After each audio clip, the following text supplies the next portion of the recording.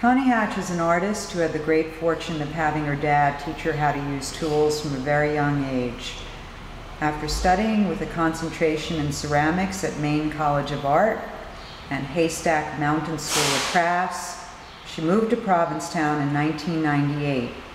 A 1999 Castle Hill sculpture workshop with Paul Bowen turned her interest toward working with found and reclaimed materials.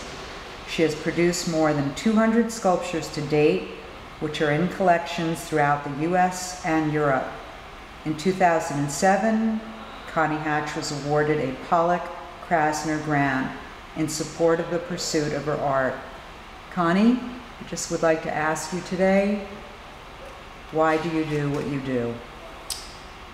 Mostly I'm inspired by the materials that I find out in the world, and for some reason I have always been drawn to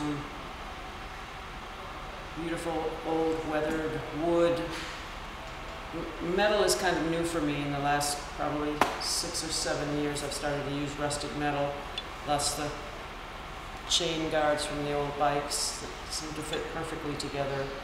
So I spend time going to the beach, going to the dump, looking in people's dumpsters, and I find pieces of materials that I'm drawn to right away, not necessarily thinking that they're going to be the perfect piece of sculpture, but things that just look beautiful to me and they're in their state that they are. And I also like to not mess around with my pieces, the pieces that I find much, so I like to leave them as they are.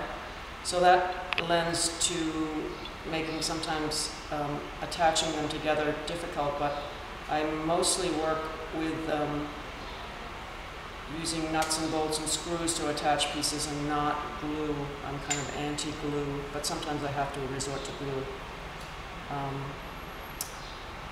So really that's my inspiration is a lot of natural materials, but I would say more human-made materials that are used and discarded and have no longer the life of what they're originally made for, and I just find funny things to make with them sometimes. I'd like to ask you, why fish? People ask me that all the time. I think the fish form is so universal.